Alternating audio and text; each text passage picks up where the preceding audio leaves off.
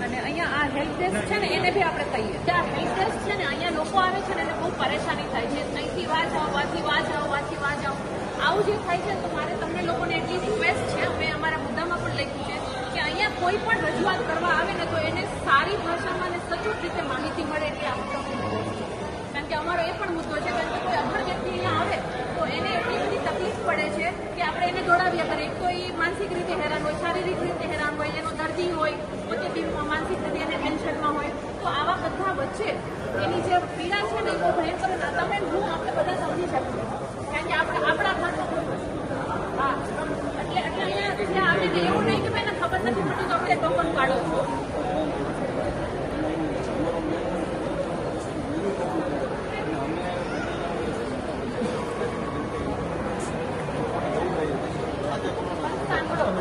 આજે Android mobile વાળો વર્ગ અહીંયા નહીં આવે ભાઈ અહીંયા ગરીબ આવશે જેની આર્થિક પરિસ્થિતિ નબળી હશે અને એને તમે ટોકનમાં નાખશો તો એ તો હેરાન થવાનો છે એનો દર્દી અહીંયા શ્વાસ લેતો હશે એને એમ હશે કે અમારા દર્દીના શ્વાસ પૂરા થઈ પેલા અમે એને સારવાર આપો લાઈન હોય છે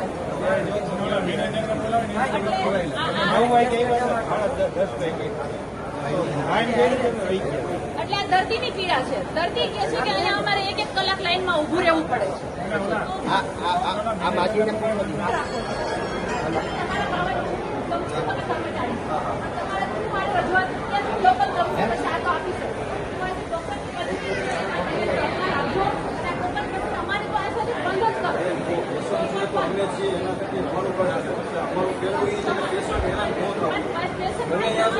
રજૂઆત કરીએ છીએ બાકી અમારે રજૂઆત ઉપર આંકાઓને કરવાની જ છે એને તો અમે કરીશું જ કોઈ ચિંતા નથી હવે આપણે ત્યાં કરીએ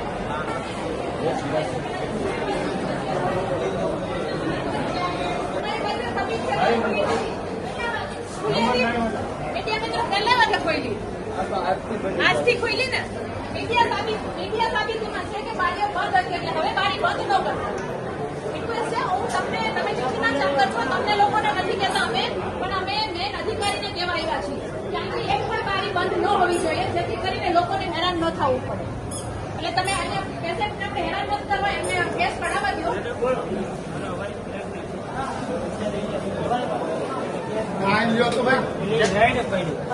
તમે હોલ નંબર ની વારી જાઓ એવું કીધું અને પ્લસ હોલ નંબર ની બારી અહીંયા તમે અહીંયા જો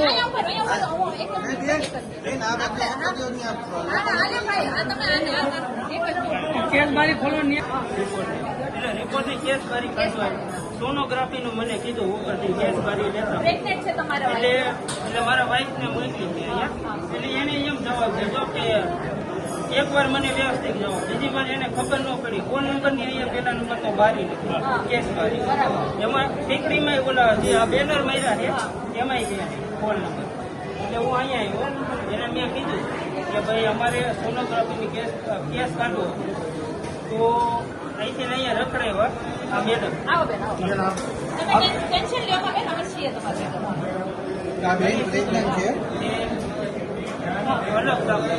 એટલે અમે સાઈડ આમ બધા ગોતતા આ મારો ભાઈ છે એટલે ગોતવાઈ ગયા એટલે ક્યાંય ન મળી પછી છેલ્લે હાવ અમુક દોડ માર્યા સગર્ભા મહિલા કેસ બારી છે ખુલ્લેથી બંધ હતી હાલો લાઈનમાં રેવી નો ડાઉટ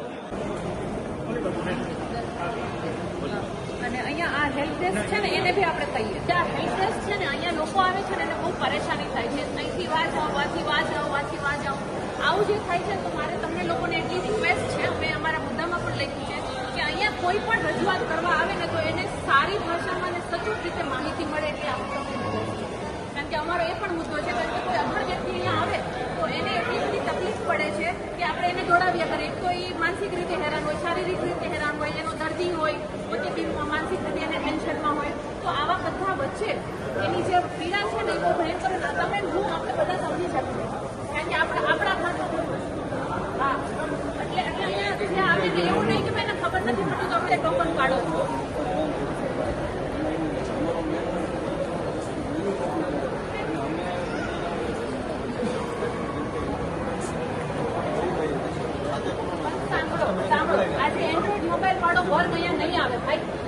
ગરીબ આવશે, જેની આર્થિક પરિસ્થિતિ નબળી હશે અને એને તમે ટોકનમાં નાખશો તો એ તો હેરાન થવાનો છે.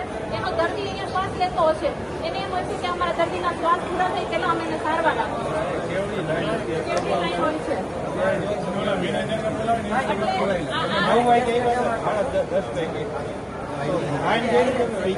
એટલે આ દર્દીની પીડા છે. દર્દી કહે છે કે અહીંયા અમારે 1-1 કલાક લાઈનમાં ઊભું રહેવું પડે છે.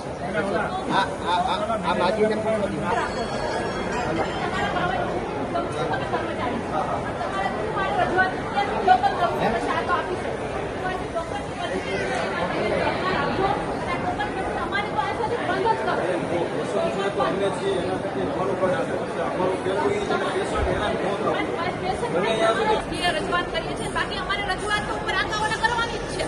એને તો અમે કરીશું જ, એ કોઈ ચિંતા નથી. હવે આપણે ત્યાં કરીએ.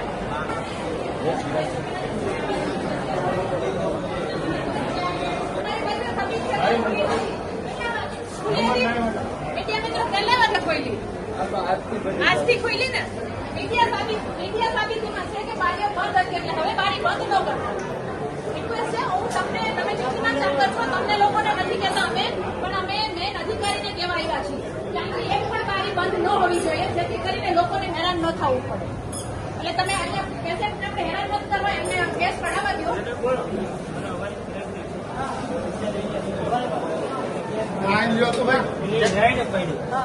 તમે હોલ નંબર ની વારી જાઓ એવું કીધું અને પ્લસ હોલ નંબર આરામથી હોલ નંબર ની બારી અહીંયા છે ને. તમે અહીંયા જુઓ.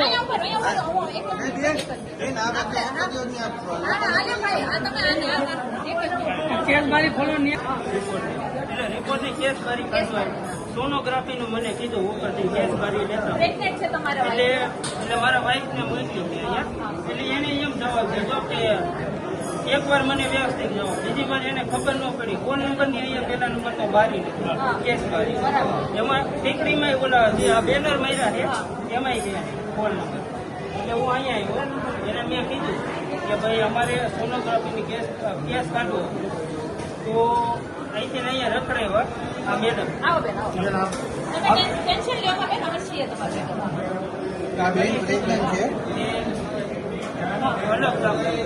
એટલે અમે આમ બધા ગોતતા આ મારો ભાઈ છે.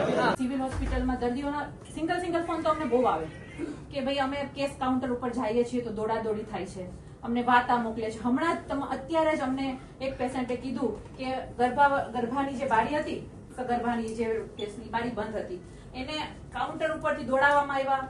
બ્લડ કાગળિયા ભરવામાં આપણા જે અધિકારીઓ હોય છે એ ભૂલ કરે છે ને એની સજા એ લોકો ભોગવે છે. 7 મહિના લઈને બેન 5 માળ ચડે છે ને 5 માળ નીચે ઉતરે છે. તો આવી જે આ ઉદાહરણ મેં તમને આપ્યું, તો આવું ઘણું બધું અવ્યવસ્થા અમે જોઈએ છીએ, ઘણા સમયથી જોઈએ છીએ. અમે ઘણી બધી વાર સોશિયલ મીડિયા માધ્યમોથી આપના સુધી રજૂઆત કરીએ છીએ, પણ આજે આમ આદમી પાર્ટી તમને લેખિતમાં રજૂઆત કરવા આવી છે. અમારી જે રજૂઆત છે ને, પહેલા તો જે ટોકન સિસ્ટમ કરી છે ને એમાં દર્દીઓ ખૂબ જ હેરાન થાય છે. તો ટોકન સિસ્ટમ તમે બંધ કરી અને જે સગવડતા છે, બારીઓ બંધ ના હોવી જોઈએ. કેસ કાઉન્ટર બંધ હોય છે સાહેબ, અમારી પાસે એવિડન્સ છે, તો બંધ હોય છે. તો એના કારણે લોકો બહુ લાંબી લાઈનમાં ઉભું પડે છે. ઇમરજન્સી કેસ આવે છે તો એને પણ એક તો એને પોતાના સગાનો જીવ બચાવવાનું ટેન્શન હોય, ઉપરથી આ ફોર્માલિટીનું ટેન્શન હોય. તો આવી બધી જે ચાલે છે એને આપના માધ્યમથી અમે કહેવાય છે કે તમે સુધારો કરો. બીજી વસ્તુ કે ઘણા સર્જનો નથી. મને ધ્યાનમાં છે ત્યાં સુધી ન્યુરોસર્જન, અહીંયા ન્યુરોસર્જનની બહુ અછત હતી, ત્યારે પણ ઘણી માંગ ઉઠી હતી. તો સર્જનો નથી. જે એક્સરે જેવા મશીનો એ એક જ છે જે મારા નોલેજમાં છે. તો આવા જે મશીનરી છે એના પણ વધારો થવો જોઈએ, કારણ કે ઘણો બધા ટેક્સથી લોકો આપે છે ને બને છે. તો જે અડચણો છે, જે અગવડો છે, એને તમારે દૂર કરવાની અમે તમને વિનંતી કરવા આવ્યા છીએ. લિફ્ટો બંધ ના હોવી જોઈએ. ઘણી બધી વાર અમે જયારે આવીએ છીએ ત્યારે લિફ્ટો પણ બંધ હોય છે, પણ દરેક વખતે અમે રાજકીય રીતે નથી રજૂઆત કરતા, અમે એમને રજૂઆત કરી દેતા હોય છે. પણ આજે અમે એક વિરોધ પક્ષ તરીકે તમને રજૂઆત કરવા માટે આવ્યા છીએ. એટલે અમારો આશય એટલો છે, શૌચાલયો પણ બંધ હોય છે. મેં ખુદ જોયેલું છે કે શૌચાલયો બંધ હોય છે, આપણે જઈએ તો ત્યાં તાળા માર્યા હોય છે.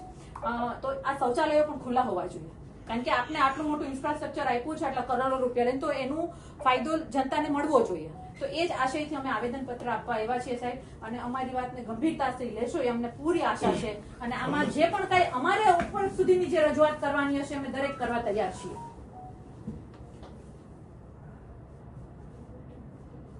આપણે મેડમ કેસ બારી બાબતે આપનું ધ્યાન એવું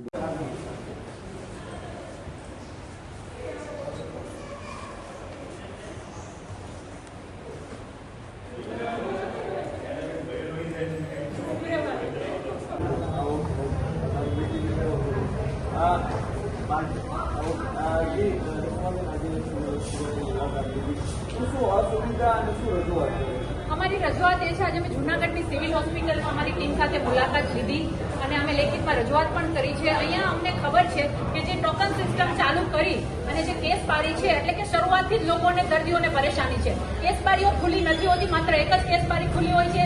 તો નોર્મલી જે કેસ બારી છે એ પણ અમે આવ્યા ત્યાં સુધી બંધ હતી. તો આ પહેલી વાત તો કેસ બારીને લઈને જે વાત છે એને લઈને અમે રજૂઆત કરી છે, કારણ કે લોકો હેરાન પરેશાન થઈ રહ્યા છે, જવાબ સરખા પડતા નથી, એને અહીંથી વાને વાતથી વાત ધક્કા ખાવા પડે છે. તો એને પણ અમે રજૂઆત કરી છે. એટલે ટોકન સિસ્ટમ કાં તો બંધ કરો અને કાં તો આ ટોકન સિસ્ટમને મજબૂત સાઉન્ડ કરો, જેથી કરીને દર્દીઓને હેરાન ના થવું પડે. બીજી વસ્તુ, અહીંની લિફ્ટો પણ એક માત્ર બંધ હોય છે, તો લિફ્ટ પણ ચાલુ હોવી જોઈએ, કારણ કે 9 મહિનાની સંદર્ભમાં બહેનોને દર્દીઓને ગરદા 80 વર્ષના ગરદાઓને ઉપર ચડવું પડે છે, નીચે પગથિયેથી આવવું પડે છે. આ પણ એક કઠણાઈની વાત છે. ગંદકીની વાત કરું તો પાર્કિંગમાં તમે જુઓ તો ગંદકી એટલી છે, પાર્કિંગમાં ગંદકી એટલી છે જેને તમે જોઈ શકો છો, વિઝ્યુઅલ લઈ શકો છો. આટલી ગંદકી છે. ટોયલેટ બાથરૂમની વાત કરું તો તાળા મારેલા હોય છે.